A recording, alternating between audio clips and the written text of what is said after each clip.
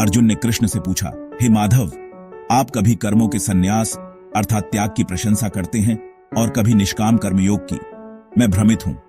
एक क्षत्रिय के रूप में मेरा धर्म युद्ध करना है, तो मैं कर्मों का त्याग कैसे कर सकता हूं? इन दोनों में से मेरे लिए कौन सा मार्ग निश्चित रूप से कल्याणकारी है? कृपया स्पष्ट बताइए। अर्जुन का यह प्रश्न गीता के 5वें अध्याय के पहले श्लोक में अंकित है। संन्यासम कर्मणा कृष्ण पुनर्योगम च शंससि यच्छ्रेय एत्योरेकम तन्मे ब्रूहि सुनिश्चितम। अर्जुन एक निश्चित संदेह रहित उत्तर चाहते हैं जो उनके द्वंद्व को समाप्त कर सके। अर्जुन की व्याकुलता देखकर भगवान श्री कृष्ण ने मुस्कुराते हुए उत्तर दिया, संन्यासः कर्मयोगश्च निःश्रेयसकरावुभौ तयोस्तु कर्म संन्यासात् कर्मयोगो विशिष्यते। अर्थात कर्म संन्यास और कर्मयोग दोनों ही परम कल्याण की ओर ले जाते हैं, परंतु कर्मों के बाहरी त्याग से कर्मयोग का अभ्यास करना श्रेष्ठ है। कृष्ण समझाते हैं कि मन की शुद्धि के बिना केवल कर्मों का त्याग करना कठिन और व्यर्थ है। सच्चा त्याग कर्म का नहीं, बल्कि कर्म फल की इच्छा का होता है। वास्तव में सच्चा सन्यासी वही है जो न किसी से द्वेष करता है और न ही किसी वस्तु की आकांक्षा करता है। जो इन राग द्वेष जैसे द्वंद्वों से परे हो जाता है, वह सुखपूर्वक बंधन से मुक्त हो जाता है। इस सिद्धांत को स्पष्ट करते हुए कृष्ण कहते हैं, ब्रह्मण्याधाय कर्माणि संगम त्यक्त्वा करोति यः लिप्यते न स पापेन पद्मपत्रमिवाम्भसा। जो व्यक्ति अपने समस्त कर्मों को परमात्मा को अर्पित करके और आसक्ति को त्याग कर कर्म करता है, वह पाप से उसी प्रकार अछूता रहता है जैसे कमल का पत्ता जल से। यही कर्मयोग का रहस्य है। इस प्रकार निष्काम कर्म करने से अंतःकरण शुद्ध होता है और योगी समत्व की स्थिति को प्राप्त करता है। कृष्ण कहते हैं, विद्या विनय संपन्ने ब्राह्मणे गवि हस्तिने शून्य चैव श्वपाके च पंडिताः समदर्शिनः। ज्ञानी जन विद्या विनय से युक्त ब्राह्मण में, गाय में, हाथी में, कुत्ते में और चांडाल में भी समदर्शी होते हैं। वे बाहरी रूपों के भेद को नहीं, बल्कि सब के भीतर स्थित एक ही आत्मा को देखते हैं। जिन्होंने इस संभाव को प्राप्त कर लिया, उन्होंने इसी जीवन में संसार को जीत लिया है। यही समत्व और आंतरिक शांति ध्यान योग के लिए एक ठोस आधार तैयार करती है। इसलिए हे अर्जुन, सच्चा योगी वही है जो मन और इंद्रियों को वश में रखता है, सब प्राणियों में समान भाव रखता है और अपने मन को मुझ में स्थिर करता है। इस परम स्थिति तक पहुंचने के लिए निष्काम कर्मयोग ही सबसे सरल और निश्चित मार्ग है। योगी युंजीत सततमात्मानं रहस्य स्थितः एकाकी यथ चित्तात्मा निराशीर परिग्रह। भगवान कृष्ण ध्यानयोग का मार्ग बताते हुए कहते हैं कि एक सच्चे योगी को आत्म साक्षात्कार के लिए निरंतर अभ्यास करना चाहिए। उसे सांसारिक कोलाहल से दूर किसी एकांत स्थान पर स्थिर होकर बैठना चाहिए।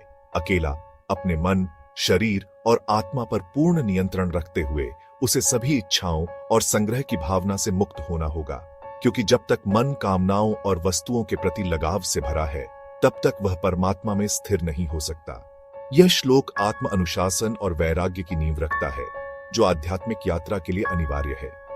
पर ध्यान योग की इस पराकाष्ठा से भी श्रेष्ठ एक मार्ग है। भगवान कहते हैं, योगिनामपि सर्वेषां मद्गतेनांतरात्मना श्रद्धावान भजते यो मास में युक्त तमो मथा। अर्थात सभी प्रकार के योगियों में वह जो पूर्ण श्रद्धा के साथ अपने अंतर्मन को मुझ में स्थापित कर प्रेम पूर्वक मेरी भक्ति करता है, वही मेरे द्वारा परम योगी माना जाता है। यहां ज्ञान और कर्म से परे भक्ति का मार्ग सर्वोच्च बताया गया है।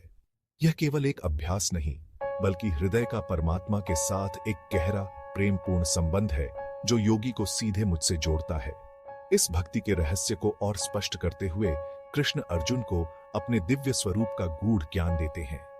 वे कहते हैं, हे पार्थ, मेरा वास्तविक स्वरूप जानना अत्यंत दुर्लभ है। मनुष्याणा सहस्रेषु कश्चिद्यतति सिद्धये यततामपि सिद्धाना कश्चिन्मा वेत्ति तत्वतः।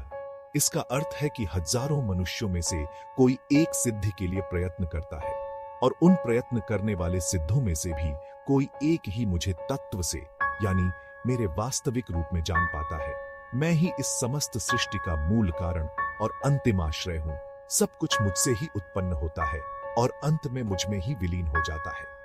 अपने स्वरूप को और समझाते हुए कृष्ण कहते हैं, मेरी भौतिक प्रकृति 8 तत्वों में विभाजित है। पृथ्वी, जल, अग्नि, वायु, आकाश, मन, बुद्धि और अहंकार। यह मेरी अपरा अर्थात निम्न प्रकृति है जो जड़ है।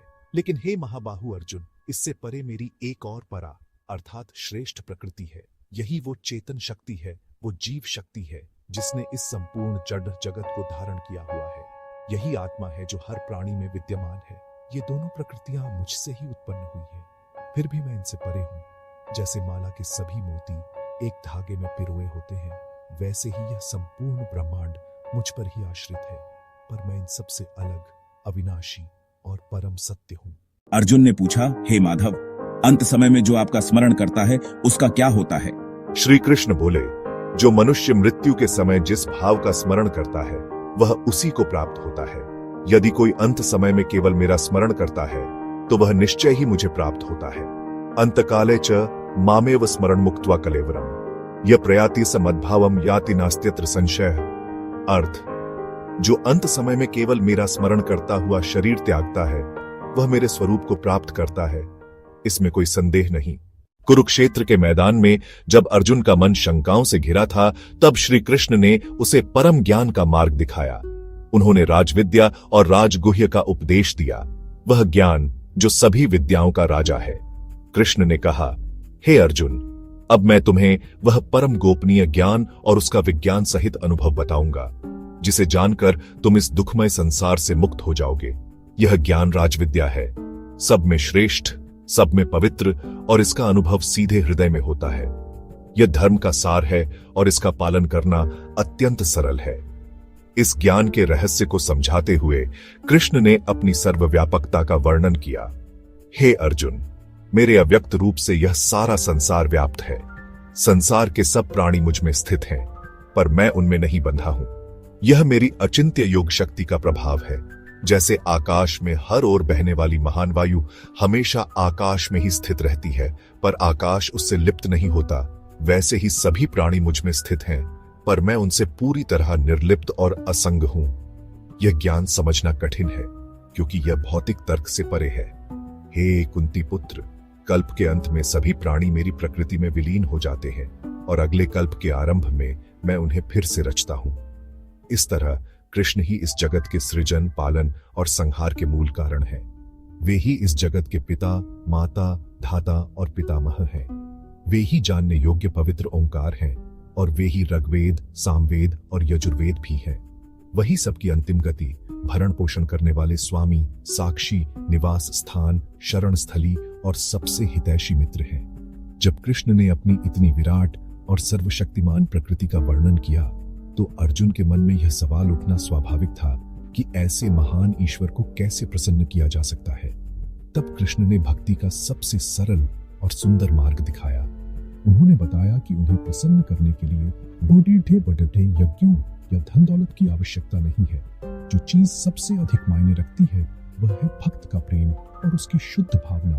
यह मार्ग हर किसी के लिए खुला है, चाहे वह अमीर हो या गरीब, विद्वान हो या अनपढ़ा।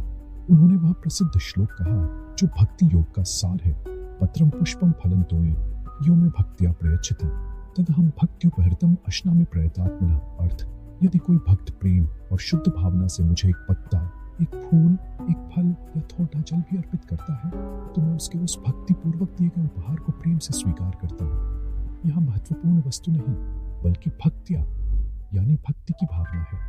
भगवान भक्त के हृदय की पवित्रता और प्रेम को देखते हैं, न कि उसके चढ़ावे के भौतिक मूल्य को। जैसे मित्र सुदामा द्वारा प्रेम से भेंट किए गए मुट्ठी भर चावलों को उन्होंने बढ़ते चाव से खाया था, वैसे ही वे हर उस भक्त की भेंट स्वीकार करते हैं जिसका हृदय निर्मल हो।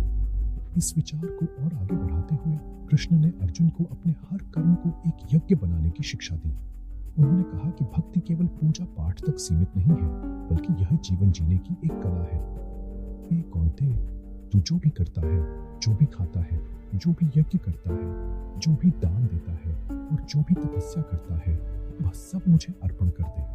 जब कोई व्यक्ति अपने सभी कर्मों के फल को भगवान को समर्पित कर देता है, तो वह कर्म के बंधन से मुक्त हो जाता है। इस प्रकार तू शुभ और अशुभ फलों वाले कर्म बंधन से मुक्त हो जाएगा और संन्यास योग से युक्त होकर मुझ में ही आकर मिलेगा।